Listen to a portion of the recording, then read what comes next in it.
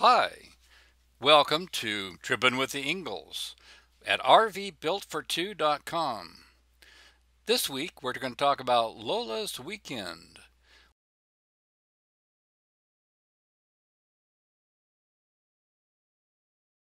First of all, the revamp starts. So some things we're going to do to fix up Lola. For the solar prep, the battery installation, check. Screen door repair, how to fix the handle. Chair repair, we bought and didn't know it. Lola is strapless no more. New bathroom straps. And bedroom blind replacement. The big blinds are down. So join us this edition of Trippin' with the Ingalls. Well, hi, welcome to Trippin' with the Ingalls, and this is rvbuiltfor2.com reporting in. We've had an exciting couple of months, but haven't had too much of a chance to update our blog and our vlogs. And first thing I'll mention is that one thing we didn't mention with our last trip that we did up to Yosemite Lakes is that we actually ended up naming the RV instead of the Journey or the RV, the rig. We now have a name, and that is Lola. After a lot of deliberation, Christine came up with a name, and it kind of stuck. It felt right. We had tried a few other things and nothing really sounded very good or didn't fit, but after doing a few web searches, and I was kind of hesitant about Lola. You know, at first I wasn't too certain about it. But then after I did some web searches and thought about, well, what Lola wants, Lola gets, and that type of thing, I started feeling like, yeah, maybe that was right. It did have a good sound to it. And then we came across a friend of Lola's, Fritz, who has now joined us. And so we will introduce Fritz at a later date once I can get a picture of him when he's upright. He tends to like Jägermeister a lot. So Lola and Fritz it is. Second thing is that I've got a set of little videos that I'm going to share with you. We actually, at the end of June, made it up to Springfield, Oregon, visiting my dad and brother up in Eugene. And AM Solar is right across the highway there from them. And we had talked to them last Thanksgiving about solar and what we should be looking at. They gave us some advice on what we need to learn and what information do we need to capture before implementing solar, before deciding to go with solar. And of course we hadn't had the rig that long, so we didn't really have a good idea about, okay, if we're not plugged into the shore power, then how much power do we need?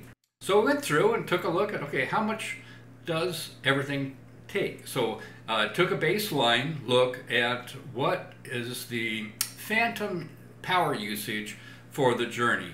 Calculated that. So just without running anything at all, there was a certain amount of draw that runs the refrigerator, that runs and the refrigerator is gas powered, but there's a motor, the fan that goes on, there's the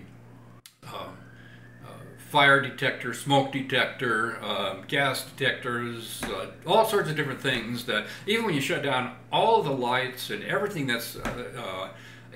shut everything off on the rig, there's a baseline of power that's being used, and that's going to be sucked up by the house batteries when things are on.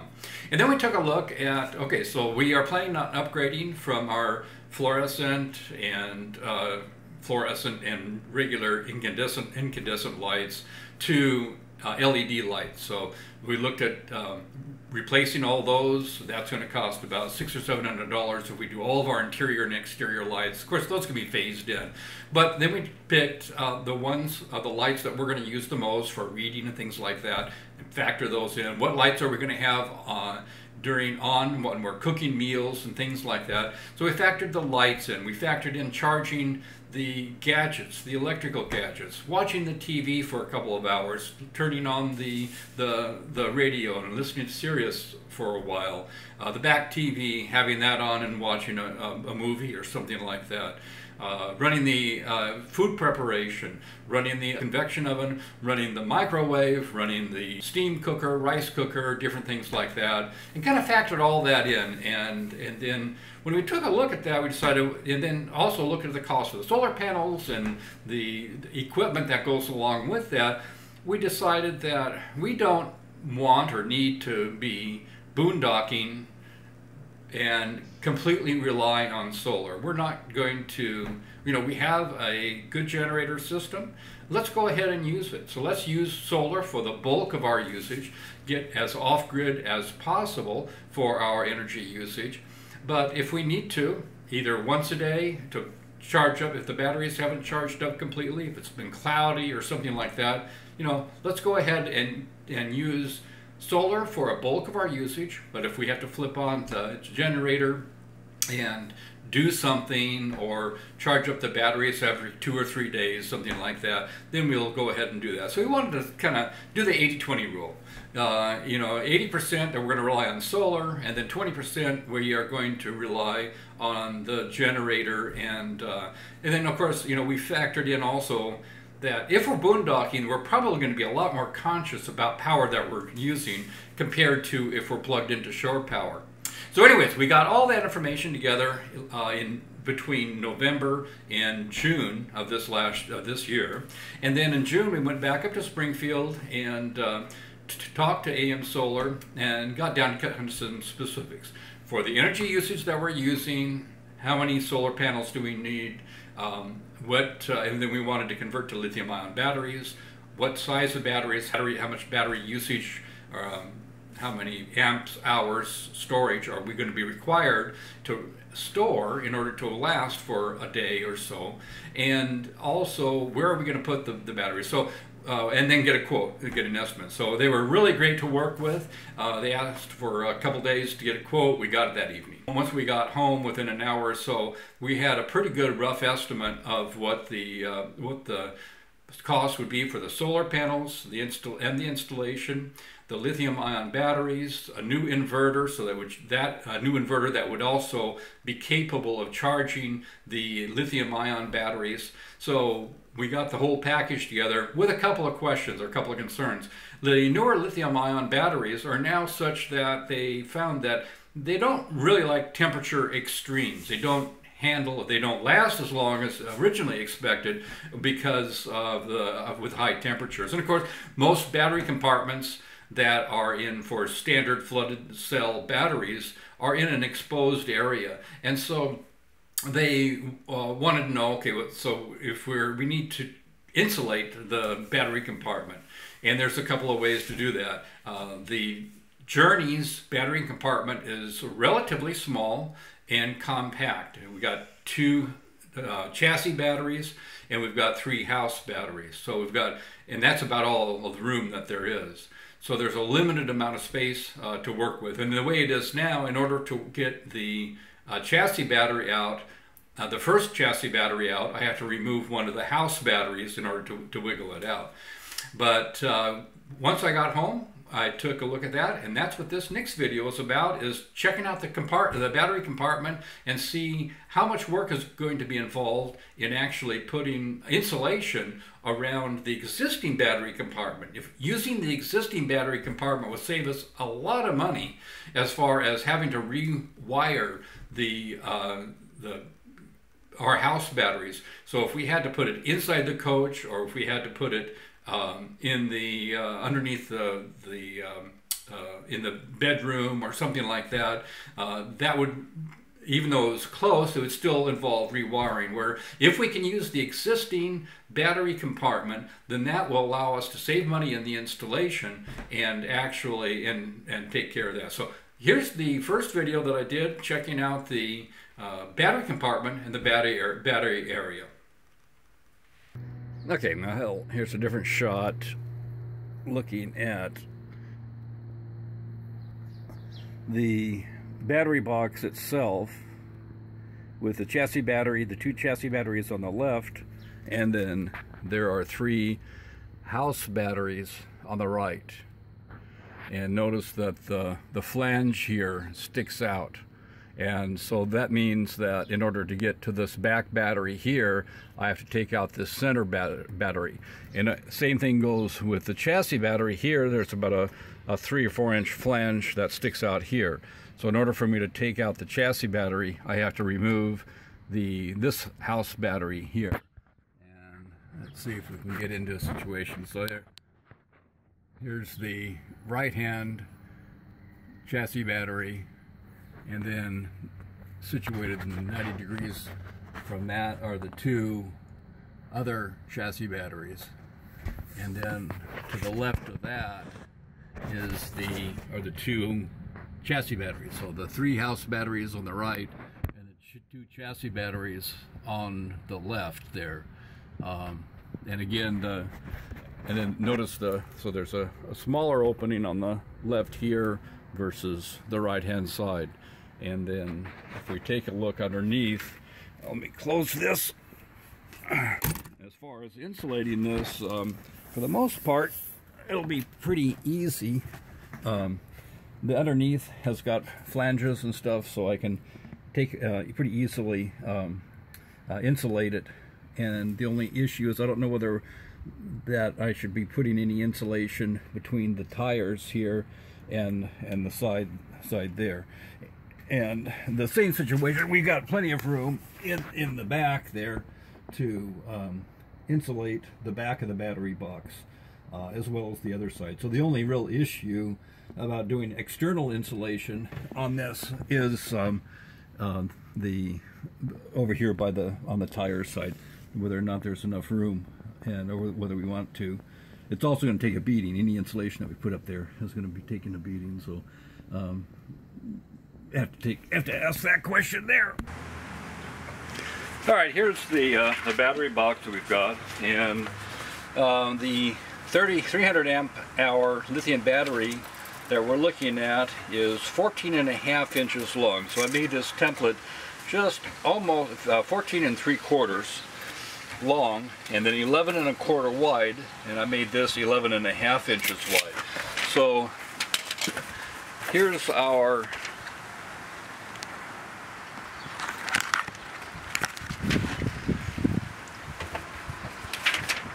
template, and going in, you see that we've got plenty of room to slide it in and put it in there. There's plenty of room to add insulation on the inside of the box without any problem. We could actually put it in either way, either lengthwise, longwise, or widewise, and fit it into the box without any problem. It could go quite a ways in at an angle, and we probably can scoot it over a little bit and have enough room to take out the chassis battery over here without having to remove the lithium-ion battery. So that's great news. I'm glad I made the template to check that out and verify the measurements. All right, the second set of videos that we did, we had kind of a fix-it day about a month ago. And in that, we did several different things. First of all, we wanted to check out our solar, because that was the #1 priority. We needed to get back to AN Solar and see to let them know whether or not we could fit in easily with their schedule being on a wait list. Otherwise, we would have to wait until after Thanksgiving until having the solar installed. The week of Thanksgiving is kind of the limit for us going up over the Siskiyou Pass with Lola. Get used to using the new name now, and so and they were booked up until the week of the Thanksgiving, and it's for our solution, which they call the full meal solution, which is not only solar but also lithium-ion and the battery monitor and the whole works there. They need 3 days to work on it, but basically when you take a look at it, they ask to have the coach delivered on Monday. They go over everything that needs to be done and spec it out on a final basis. Then they work on it for 3 days, Tuesday, Wednesday, and Thursday, and then Friday we can come by and pick it up. So there's some adjustments that they can do. They were talking to us about actually trying to work us in on the week of Thanksgiving, but we'll see how that turns out. Anyways, back to besides doing the solar, we had a fix-it list already. Well, I know. When you buy a used motorhome, that's part of the experience, is you find that it's been sitting around for a while. Things that worked fine during the walkthrough all of a sudden have broken. For example, first thing I'll take a look at here is that I had to, the door latch for the screen door broke. And you would think that's probably not too much of a major, but it tends to open and then the dogs wander out. So just to have the dogs under control is helpful to have the screen actually latch. And so take a look at this video replacing the screen latch. Well, the second project for today is to fix the screen door. A little while ago, a couple camping trips ago, the door handle broke on the screen. And so of course I thought I could fix it myself and kind of waited a little bit, took a look at it, and the pieces that were broken were not easily cemented together. So got onto Amazon.com and found what looks like a pretty good replacement. As a matter of fact, when I put it up here and line up the holes, they line up exactly. So it looks like this is probably could be the same manufacturer as for the initial OEM Winnebago part that was used. It has the exact same key strike or the strike tab plate that sits here.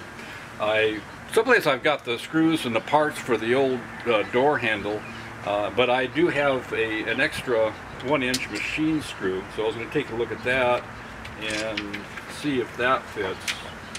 And that's a little bit small. So let me see if I can find the original screws that went into this here, and see if I can use that. Well, in fact, I did find the original screws that I was using for this, and so let me take a look and see how easy or hard the installation is.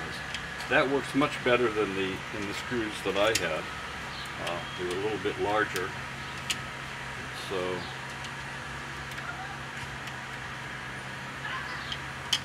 these fit right in there.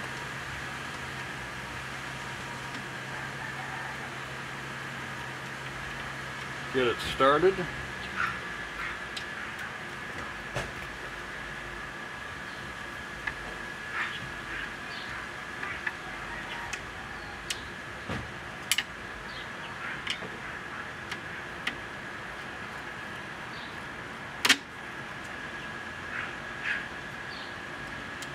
The nut goes right into the recessed area here, and that makes it easy to tighten down.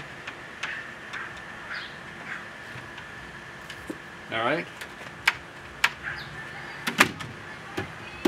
We now have a repaired screen door, and so it's about a 5-minute installation once you find the old screws. I'm kind of surprised that the doesn't come with a fresh set of well, actually there are screws that come with it, but they don't have the nut on it, and they're a threaded type screw that goes threads into the metal. So just a little forewarning, if your installation has nuts on it and screws, then go ahead and keep those, otherwise you might be looking for some more.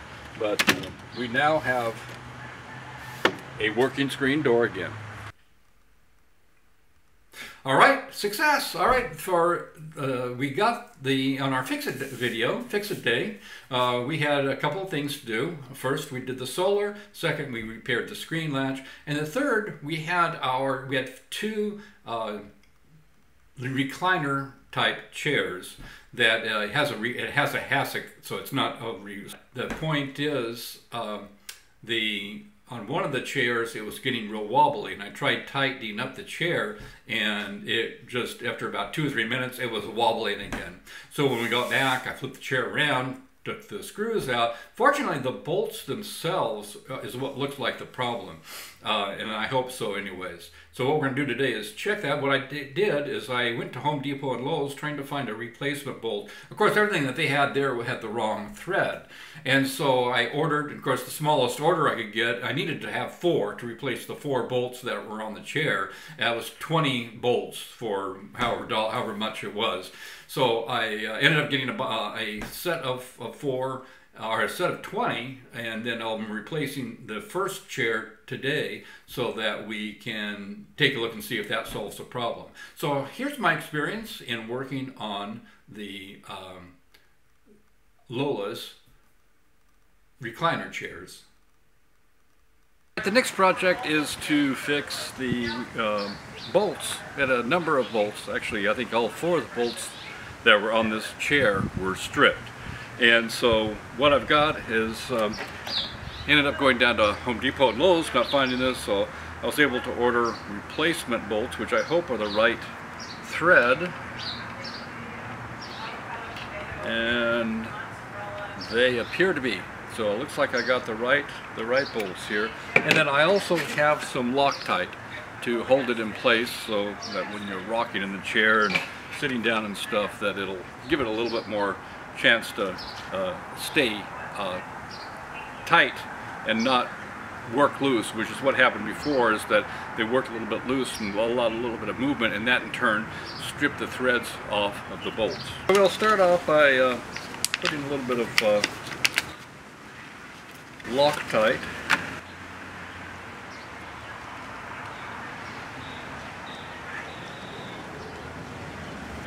Got the top clipped off there, and we'll put just a drop of, a drop of Loctite on the inside there, and then kind of run it down the thread a little bit, just a little drop,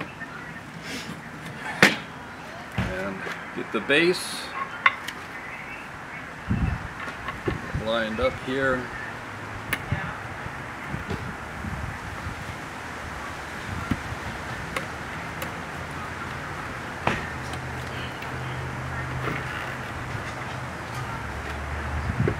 Actually, almost forgot the round piece there.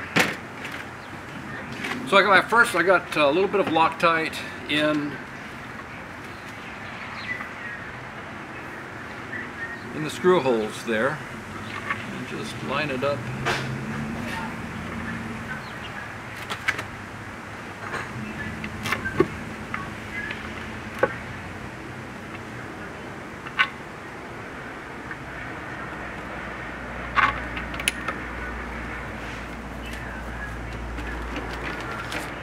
Get my next bolt out, my next screw, but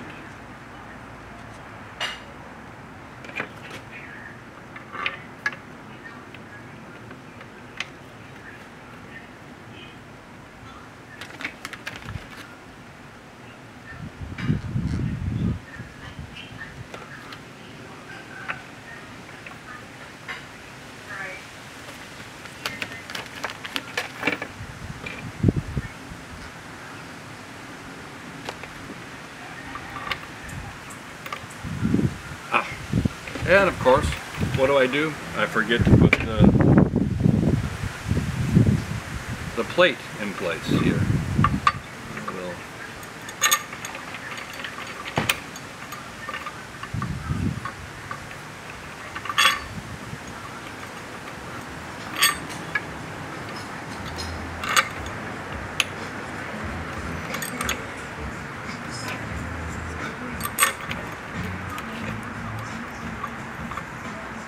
Alright, once we got the screws started and the base plate, and we get the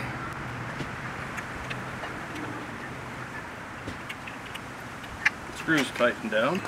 And let's see, I've got one that looks getting down there pretty good. The other 2 need a little persuasion.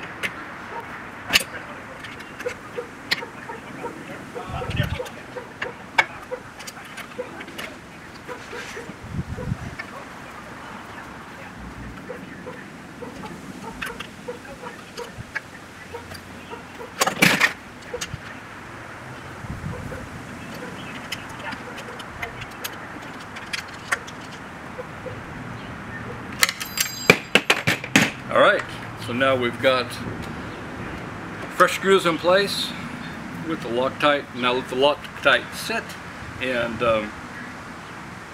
before doing any sitting on it. Well, the third item on our fix-it list that I actually didn't include some video on, I got sidetracked and then it ended up taking 2 of us to work on it, is that both of the blinds. We have day-night blinds, blackout blinds, or whatever you want to call them, in the bedroom, actually throughout the coach. But there's two, one on a large window in the bedroom, and then the second one is on a smaller window that's across the top of the bed. Both of those, the strings, or where the strings get guided through, broke. And so they could only be down, and we couldn't get them back up again. So we took the big one, for the one for the large shade for the large window. We took that down, and Christine, with my assistance, I was just holding stuff. She's the one that understands this more complicated things. She managed to get everything restrung and get it somewhat working, but it still wouldn't go up and down. It was just tighter than something was just not working. So we kind of got to a point where, and she was concerned that you can spend quite a bit of time in getting this, trying to figure out and getting everything restrung. And then it took quite a while to get the blind off the wall and around the window, and there's a TV that's up there. So navigating all this stuff, getting the blinds down and not damaging anything too much was a really super big challenge. And so getting it back up there, it was easier once you know everything was how it was put together, but we think possibly it had been worked on before, maybe not reassembled quite right.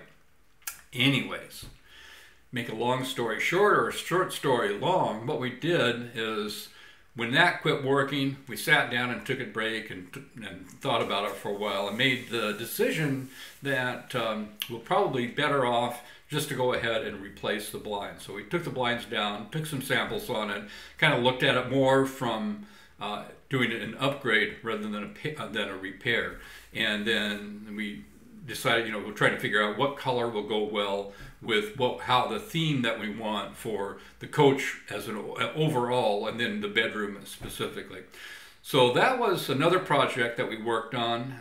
It ended up not being finished as of yet, because it's turned into an upgrade project. In the meantime, we're probably going to just have to hang a blanket or a sheet or something up on the window when we go camping.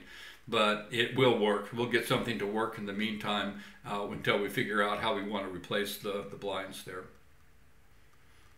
All right, the next one I also don't have a video on, and I'll get some shots of it. But in our bathroom shower, there's a corner strap. There's some shelves, some small triangular shelves that you can put like a soap container, shampoo container, or something like that.